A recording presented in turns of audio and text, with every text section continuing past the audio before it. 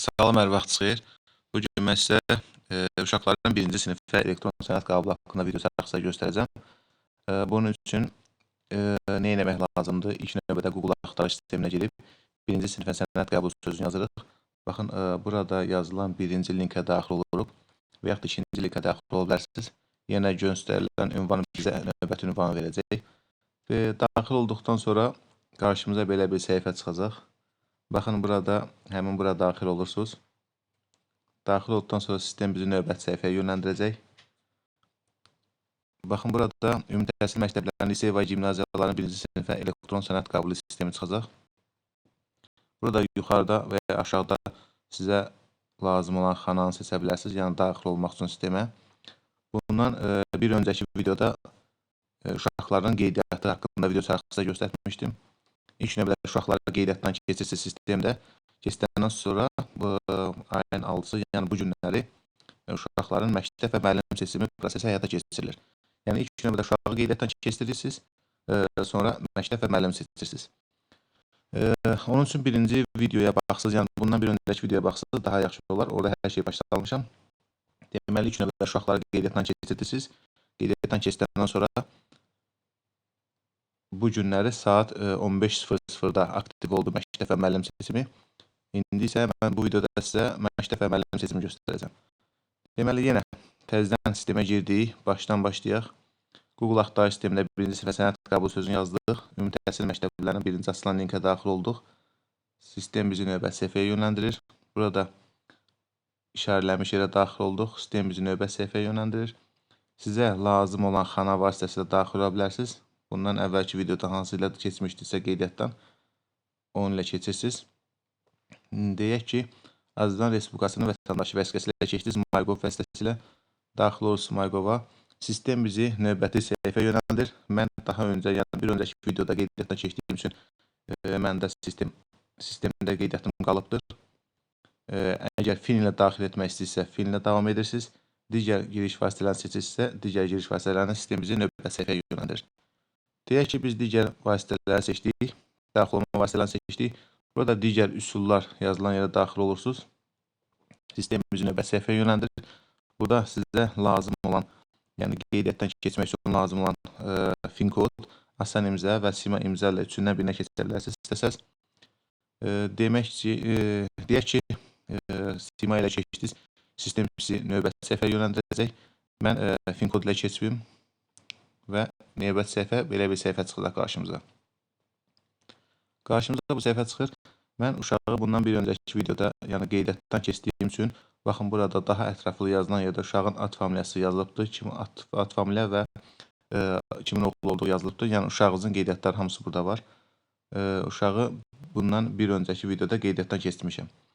Bugün isə uşağa məktəb və müəllim seçimi videosunu göstərirəm. Yəni mən öz uşağımın bu günləri həm məktəb, həm də müəllim seçdim.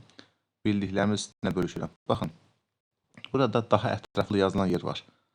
Baxın, orada daxil oluruq. Daha ətraflı yazılan yerə daxil olduqda burada bizə aşağıda xanalar açılır. Məktəb sorğusu, məlumatları yenilən, uşağın məlumatlarını sil. Bizə lazım olan xana məktəbə sorğu göndəririk. Yəni, baxın, burada. Burada daxil oluruq. Qarşımıza belə bir səhifə çıxır. Burada ümumi təhsil olan yeri seçirik və irəli düyməsini sıxırıq. Səhifə bizi növbəti səhifəyə yönləndirir. Burada istədiyiniz təlim dili seçə bilərsiniz. Azərbaycan dili, ingilis dili, rus dili. Deyək ki, siz rus dili seçdiniz. Baxın, aşağıda belə bir sizə xana veriləcəkdir. Tədrisi digər dildə aparılan bölmə üzrə müsahibəyə yazılma. Biz bunun üzərinə sıxsaz, avtomatik sizi növbəti səhifəyə yönləndirəcəkdir. Mərkəz seçilməyib nişanası görəcəksiniz burada. İstədiyiniz mərkəzi seçə bilərsiniz. Baxın, üzərinə sıxdıqda səhifə sizi növbəti səhifəyə yönləndirir. Buradan sizə lazım olan məktəbi və yaxud da rayon arasında yerə məktəbi seçə bilərsiniz. Deyək ki, seçdiniz. Seçdikdən sonra müsabiqə yazıl düyməsini sıxaraq növbəti səhifəyə keçmiş olursunuz. Deyək ki, uşaq Azərbaycan fəni üzrə, yəni Azərbaycan dili üzrə məktəbə, Azərbaycan bölməsi üzrə sorğuları yerləşdirmək istəyirsiniz. Mən öz oğlumu da Azərbaycan bölməsində sorğulara yerləşdirdim. Bunun üçün nə edirik? Daha ətraflı yazılan yerə daxil oluruq. Burada bizə göstərdən məktəbə sorğu sözünün üzərindən sıxırıq. Bax, buradan sıxdıq. Sistem bizi növbəti səhifəyə yönləndirəcək. Növbəti səhifədə ümumi təhsil sözünü sıxırıq. Baxın, ümumi təhsil. İrəli düyməsini sıxırıq. Sistem bizi növbəti səhifəyə yönləndirəcək. Burada dili Azərbaycan dili seçirik. İrəli düyməsini sıxırıq. Sistem bizi növbəti səhifəyə yönləndirir. Mənə lazım olan ümumi qayda olduğu üçün ümumi qaydanı seçirəm. İrəli düyməsini sıxıram. Əgər müsabiqə yolu ilə qəbul seçirsinizsə, burada digər tərəfdəkini seçməlisiniz. Mən ümumi qaydanı seçirəm. Ümumi qaydanı seçdikdən sonra sistem bizi növbəti səhifəyə yönləndirir. Növbəti səhifənin, baxın, bu hissəsində bizə 2 seçim verəcəkdir: ümumi təhsil məktəbləri və işğaldan azad olunmuş rayon məktəbləri. Sizə lazım olan xananı seçirsiniz. Rayon seçdikdə yenə sizə lazım olan rayonu seçirsiniz. Hansı rayonun ərazisində yaşayırsınızsa, uşaqlarınız hansı rayon ərazisində məktəbə gedəcəksə, həmin rayonu seçirsiniz. Və seçdikdən həmən sonra alt hissədə məktəb nömrələri, həmin rayon ərazisində yerləşən məktəb nömrələri qeyd olunacaq. Sizə lazım olan məktəb linkin üzərinə sıxaraq, misal üçün, mən uşağımı 194 nömrəli məktəbə qeydiyyatdan keçdirmişəm. Mən onun üzərinə sıxaraq sistem bizi onun üzərinə vurduqdan sonra, baxın, burada irəli düyməsi var, onu sıxacam. Sistem bizi növbəti səhifəyə yönəldirəcək. Burada boş xanada müəllim seç düyməsi var. Onun üzərinə vurduqda orada açılan pəncərədə sizə lazım olan müəllimləri seçə bilərsiniz. Yəni, birinci sinifdə hansı müəllimlər olacaq, hansı sinif rəhbərləri olacaq, olan adları orada əks olunur.